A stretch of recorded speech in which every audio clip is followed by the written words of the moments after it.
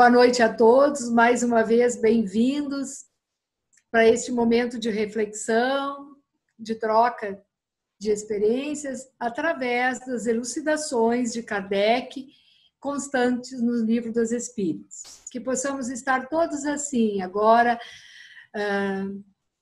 preparados para nos vincular nesse propósito com esse sentimento, de buscarmos o melhor entendimento disso.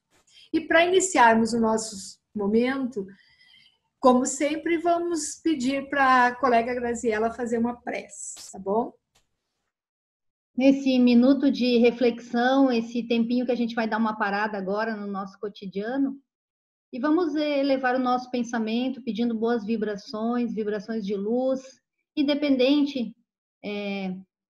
das nossas dificuldades, nós sabemos que podemos sempre contar com os nossos espíritos de luz que nos acompanham, nossas crenças, nossa fé, independente de como as construímos.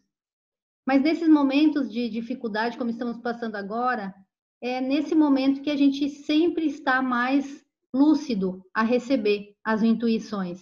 Então, que possamos estar bastante lúcidos nesses dias e hoje, especificadamente, nesse momento de reflexão, para que a gente possa aprimorar os nossos conhecimentos e evoluir como seres humanos, evoluindo como espíritos, para que possamos cada vez mais nos tornarmos pessoas melhores. Que assim seja. Antes de começarmos, gostaria de lembrar que se alguém começou hoje com as nossas atividades, com esses encontros de aprendizado, que possa antes buscar aquele momento que nós tivemos quarta passada, o primeiro encontro, porque é nele que a gente vai ter uma noção do conjunto, do que está interligado nesta obra que nós vamos adentrar agora, tá? Importante que se faça isso, para entender como ela está distribuída e de que forma ela vai chegar a desenvolver todos os temas. E continuando, então, hoje, nós vamos falar do próximo assunto, que é as provas da existência de Deus. E o Livro dos Espíritos vai nos esclarecer sobre isso, entre a questão 4 e 9. E ele, então, vai nos colocar uma percepção agora, uma certeza em Deus, porque a partir do momento que nós adentramos a esses conhecimentos, nós não vamos mais crer, nós vamos ter certeza, porque agora é uma visão muito mais lógica, né? Muito mais racional. E para isso nós precisamos liberar um pouquinho a nossa mente daquele padrão que trazia um Deus antropomórfico, que era a imagem e a semelhança dos homens, trazendo as suas dificuldades, as suas paixões. Esse Deus agora vai ser compreendido de outra forma. Tá? E nesse primeiro momento, com a primeira questão, Kardec vai receber a seguinte resposta sobre essas dificuldades na compreensão de quem é Deus e quais são as provas da sua existência. Na primeira questão desse assunto, então, ele vai nos dizer: onde se encontra a prova da existência de Deus? No aforismo, não existe efeito sem causa. Então, procure-se a causa de tudo que não é obra do homem, e a razão lhe responderá. É o Criador, né? Bem, para começarmos a entendermos esse primeiro momento, eu vou trazer uma pequena historinha do livro Meimei, do Pai Nosso, Francisco Cândido Xavier e Espírito Meimei, que a gente usa na evangelização infanto-juvenil. Hoje, preparando esse material, ela me veio à mente e eu fui direto, porque apesar de passar adiante todos os livros, esse foi um que eu nunca passei adiante. Eu acho muito importante a gente entender esta relação efeito e causa. E é uma historinha tão simples para criança, mas que entra no coração de todos nós. Então, conta-se que um velho árabe analfabeto orava com tanto fervor e com tanto carinho cada noite que, certa vez, um rico chefe de grande caravana chamou à sua presença e lhe perguntou: por que oras com tanta fé? Como sabes que Deus existe, quanto nem ao menos sabes ler? O crente fiel respondeu: grande Senhor, conheço a existência de nosso Pai Celeste pelos sinais dele. Como assim? Indagou o chefe admirado. O servo humilde explicou: quando o Senhor recebe uma carta de pessoa ausente, como reconhece quem a enviou? E o servo disse: pela letra, né? Pelo nome, pela apresentação. E essas cartas hoje chegam até nós, até mesmo pela internet. Tá. Quando o Senhor recebe uma joia, continuando, o humilde árabe, quando o Senhor recebe uma carta de uma pessoa ausente, quando o Senhor recebe uma joia, como é que se informa quanto ao autor dela? Pela marca do ourives. O empregado sorriu e acrescentou: quando ouve passos de animais ao redor da sua tenda, como sabe, pois, se foi um carneiro, um cavalo ou um boi? E ele responde: pelo rasto, respondeu o chefe. Então o velho crente convidou para fora da barraca e mostrou-lhe o céu, onde a lua brilhava, cercada por multidões de estrelas. Exclamou o respeitoso: Senhor, aqueles sinais lá em cima não podem ser dos homens. Neste momento, o orgulhoso cavaleiro, de olhos lacrimosos, ajoelhou-se na areia e começou a orar também. A obra do Criador, na qual estamos inserida, é o suficiente para que possamos ver as provas da sua existência. E dentro do nosso acanhado sentido, já podemos perceber que, ao olhar para o céu, encontramos no mínimo 5.000 estrelas, quer dizer, 2.500, porque 5.000 estão do outro lado, e a olho nu é só o que podemos ver. Claro que isso pode se ampliar conforme o telescópio ou o instrumento que vamos usar, para 10.000, 15.000, mas de fato é isso. Mas é o suficiente para percebermos que esse pequeno planetinha que faz parte de uma galáxia chamada Via Láctea e que tem mais de 200.000 corpos e mais de 150.000 galáxias igual às nossas, não pode representar o todo e está muito longe de entendermos o quanto isso tem uma causa fantástica. E então nós vamos buscando devagarinho alguns elementos para entender as provas da existência de Deus. Seguindo ainda no que nos oferece o Livro dos Espíritos, na mesma questão, ele vai dizer: o universo existe e ele tem, portanto, uma causa. Duvidar da existência de Deus seria negar todo o efeito de uma causa e afirmar que o nada pode fazer alguma coisa. Então, a gente sabe que o nada não faz nada. Que o nada nem existe, porque o nada está na criação. Não existe na medida em que não tem força para trabalhar, porque o nada faz parte da criação. E ainda nos instiga Kardec, através das suas questões aos espíritos, perguntando, então, por que do sentimento intuitivo que todas as criaturas trazem consigo da existência de Deus? E a resposta nessa questão é: Deus existe. Se assim não fosse, de onde lhe veriam esses sentimentos? Se ele repousasse sobre nada. É ainda uma consequência de que o princípio de que não existe, é uma consequência do princípio de que não existe um efeito sem uma causa. E esse sentimento íntimo poderia ser fruto da educação adquirida dos homens? Claro que não.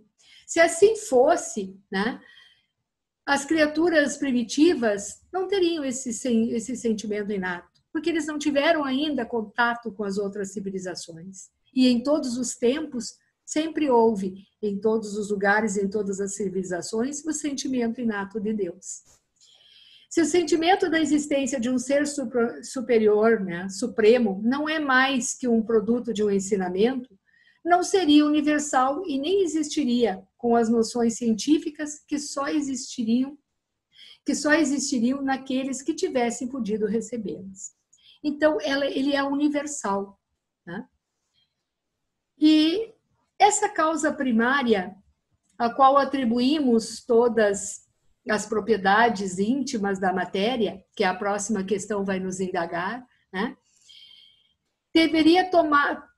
Vai tomar-se sempre o efeito primeiro, porque aqueles que acham que a partir dessas propriedades se entende a matéria,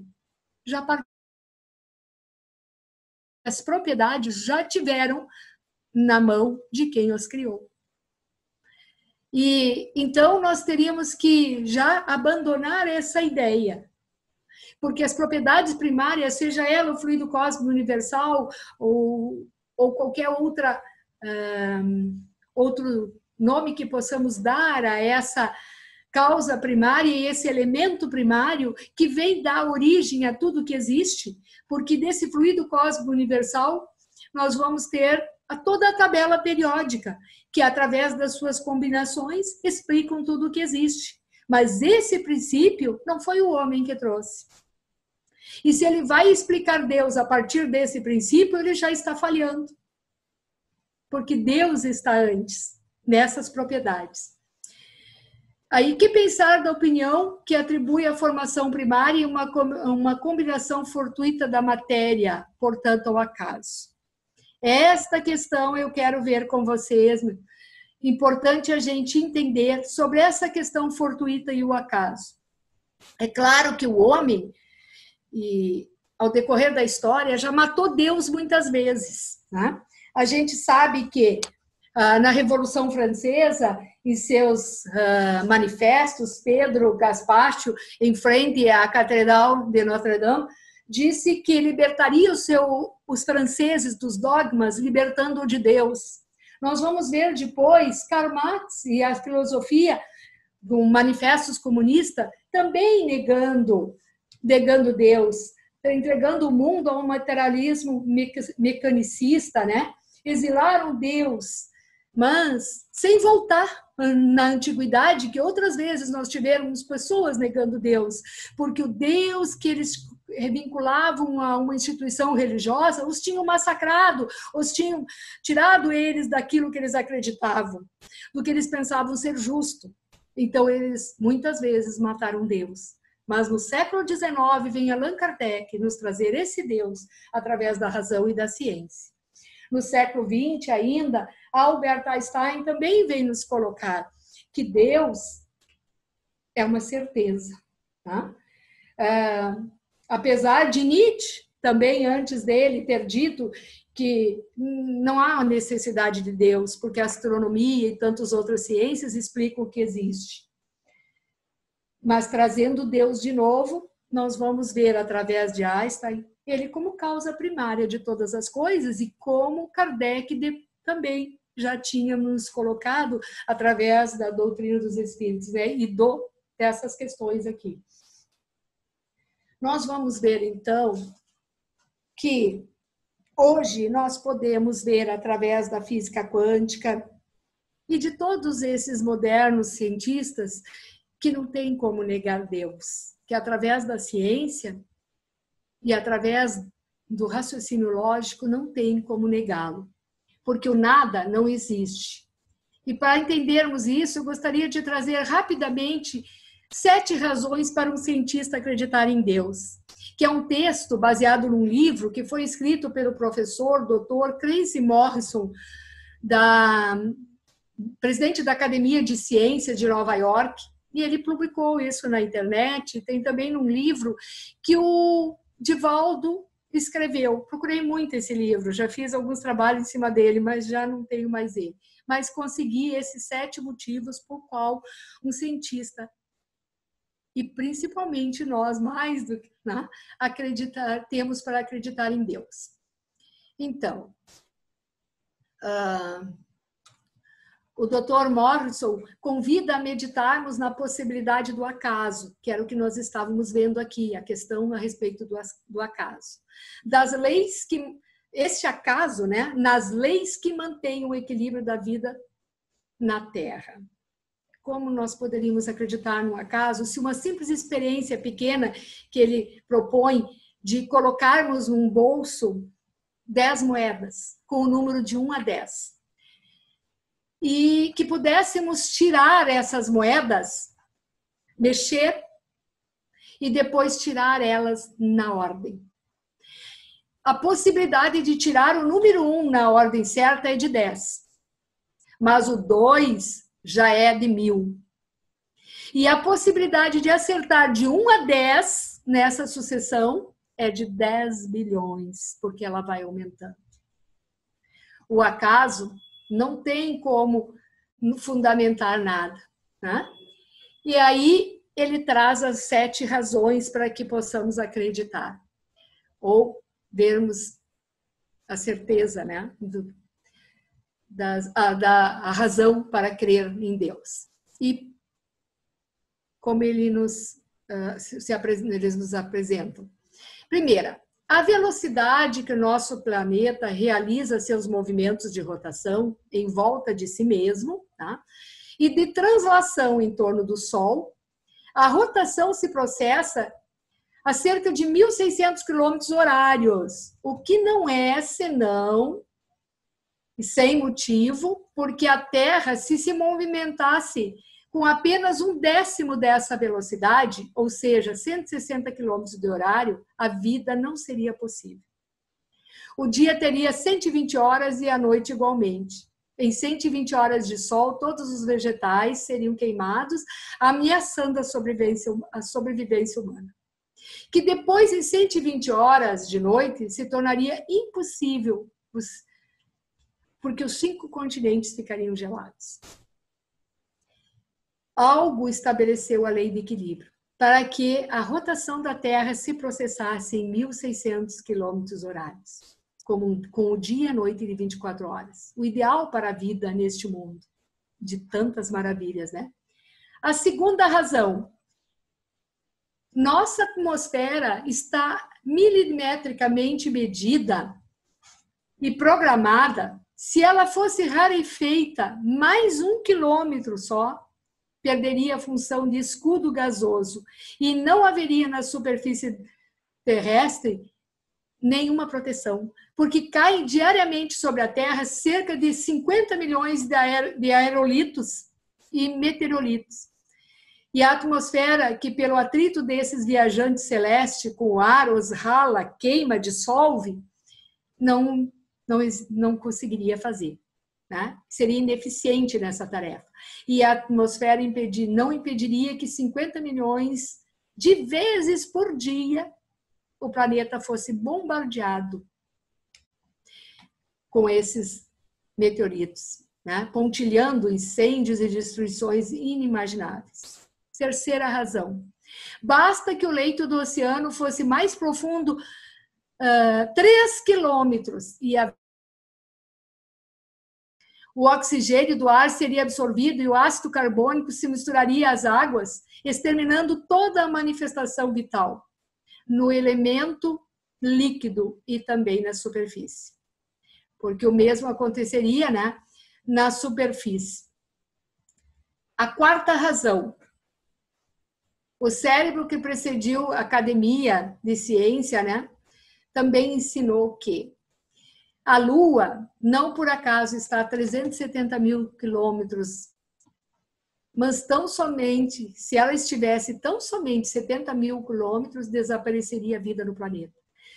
Porque a pressão magnética dos satélites sobre os mares levantariam ondas altas e terríveis, que marés e pré-marés arrasariam totalmente a crosta terrestre, lambendo até os picos do Himalaia. Quinta razão. O que aconteceria se a inclinação do eixo da Terra não fosse 18,24, mas se situasse numa vertical ou mudasse de posição. Os gelos antárticos desceriam em direção ao Equador num cataclismo apocalíptico. Por isso, tá, não tem como não acreditar nessas leis, porque seria fantasioso enumerar que o absurdo seria responsável por isso. A sexta razão, ainda ele pensa que a distância que separa a Terra do Sol se aproxima de 150 milhões de quilômetros. É ela que proporciona ao nosso mundo a tépida sensação de calor, nem insuficiente, nem exagerado, para a manutenção da vida, mesmo incandescendo a superfície do astro-rei, de 6.648 graus centígrados.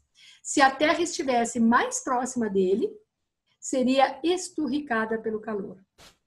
Mais afastada do que dessa órbita, se perderia pela insuficiência térmica, por inadequados raios ultravioletas, infravermelhos e caloríferos, mantendo desta forma o equilíbrio na Terra. Então, ele não poderia estar mais perto. Sétima razão. É evidente e racional que uma inteligência matemática e superior estabeleceu e providenciou as condições de vida para a Terra, restando uma chance em bilhões de que o nosso planeta fosse resultado de um acidente, do acaso. Tá? Não só ele, muitos outros cientistas e filósofos já a partir do século XVIII vinham a esse movimento, né? Voltaire já dizia que, não obstante Deus continuar sendo um grande anônimo, incompreendido e mal interpretado, ante a tantos absurdos que os homens dizem para tentá-lo explicar, o mais é não aceitar. Voltando então para a nossa última questão e passar para os nossos questionamentos, que eu não sei se já não estou aqui agora, a última questão, rapidamente, que nós vamos ver a 7, né? Nos fala que, ainda das propriedades íntimas da matéria, né? Que é o início que esteve antes na mente desse Criador e que se desenvolve aqui, né? Qual? 8. Que pensar da opinião que atribui a formação primária a uma combinação fortuita da matéria, portanto, ao acaso? Nada. Né? Então, a resposta é que absurdo. Que homem de bom senso pode conceber o acaso como um ser inteligente? E, além disso, que é o nada. A harmonia que rege as forças do universo revela as combinações e alvos determinados. E, por isso, seu poder, a sua inteligência. Então, atribuir a formação primária ao acaso seria sem sentido. Essas questões que nós temos ali. Agora, vamos abrir para o que vocês pensam a respeito. Quando eu estava anotando aqui os 7, né? E quando você falou o 3, bugou, como diz minha filhinha pequena. E aí eu não consegui escutar o 3, você estava falando da lei do leito do oceano. Bastava que o leito do oceano fosse mais profundo 3 quilômetros. Então, nós teríamos mais líquidos e esses líquidos transbordariam para a superfície terrestre. E levaria. A gente não tem uma ideia, porque a gente vê os oceanos como linear a água. E eu, que já fui professora de geografia, entendi muito bem que se a superfície, o leito dos oceanos subisse meio metro, o que a gente pensa? A onda continuaria logo ali, capaz. Esse meio metro é aqui, ó, não é aqui. Ele vai muito longe. Não, e destruiria mesmo. A gente, quando era criança, eu falo eu e meus irmãos, a gente ia na evangelização. É a Fernanda. A voz tá meio rouca hoje só. É que a Grazi estava pedindo. Desculpe, querida. Eu vou falar rapidinho, a Grazi já entra. A gente tentava entender Deus ouvindo essa historinha que você contou, e aí eu me lembrei, e fui lá na infância agora. E a gente aprendia umas musiquinhas bem, bem legais, assim, né? E aí eu até cantava com as crianças de evangelização aqui no centro. E a gente pode encontrar a prova da existência de Deus realmente nas obras. E aí tem uma música que é bem bonitinha que fala nas conchinhas do mar, nas estrelinhas do céu, no universo, no infinito, e comigo Deus está. Então Deus está, né? A gente pode senti-lo em toda a dimensão. Grazi, pode falar. Eu gostaria de contribuir, então, com essa fala, e eu acho que é muito simples a gente entender Deus. É uma coisa muito simples no sentido da lógica que Kardec trouxe, né? Vamos relembrar que Kardec fez uma questão, ele era um racionalista, ou seja, ele estava estudando, ele fez uma situação de uma doutrina lógica, e ele era um cientista, então ele foi buscar na razão. Tanto que esse capítulo, né, o Livro dos Espíritos, Kardec aborda um primeiro capítulo, Deus, e depois ele trata espírito e matéria. Por que ele trata Deus, espírito e matéria? Porque ele compreende que Deus é a junção das duas coisas, o espírito e a matéria. O espírito, para Kardec, é um princípio inteligente, ou seja, tudo aquilo que tem inteligência é espírito. Tanto que lá no Livro dos Espíritos vocês vão encontrar espírito com a letra minúscula, espírito com a letra maiúscula, com as duas diferenças que é importante entender. Espírito com a letra minúscula é todo o princípio inteligente, todo ser inteligente, animais, né? Toda essa situação. Espírito com letra maiúscula é quando Kardec se refere a nós, espíritos com razão, no sentido de espíritos, pessoas, né? Então ele trata como espírito. Então o que é Deus? Na questão 1 que a gente tratou na semana passada, a gente viu o conceito de Deus trazido pelos espíritos com dois pontos. Por que 2 pontos? Porque são essas duas frentes, espírito e matéria. Então, a questão primeira, o que é Deus, é inteligência suprema, causa primária. Ou seja, há uma inteligência que age sobre a matéria. E aí, tudo aquilo que foi falado ali, na verdade, é o quê? Tudo tem uma causa. Se tem uma causa, tem um criador. Conseguimos explicar essa criação? Não, porque não conseguimos compreender essa questão toda que foi falada aí. Então, simplesmente isso. Deus como causa de tudo que existe, né? Então, é importante a gente compreender dessa forma. Rosângela vai fazer o encerramento? Eu quero pedir desculpa para vocês que no fim ficou pouco tempo. A gente devia abrir um pouco mais. A gente começa a colocar algumas coisas, mas eu agradeço muito a presença de todos vocês. Muito obrigado. Que a luz do Mestre Jesus possa continuar assim, incentivando o nosso intelecto, o nosso sentimento a buscar cada vez mais a ser esse eterno aprendiz, para cada vez estarmos melhor diante da vida, das leis naturais e resolvendo as nossas questões, porque somos artífices da nossa própria felicidade. Muito obrigado, que assim seja.